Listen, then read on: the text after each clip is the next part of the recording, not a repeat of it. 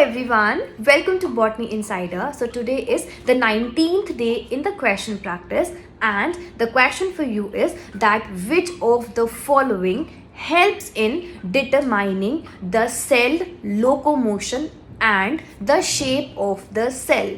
That is, you have to tell out of the 4 options which of them helps in determining the shape of the cell and also helpful for the cell locomotion. You have 4 options. The first option is intermediate filaments, second option is microtubules, third option is actin filament, and the fourth option is cyclin B1.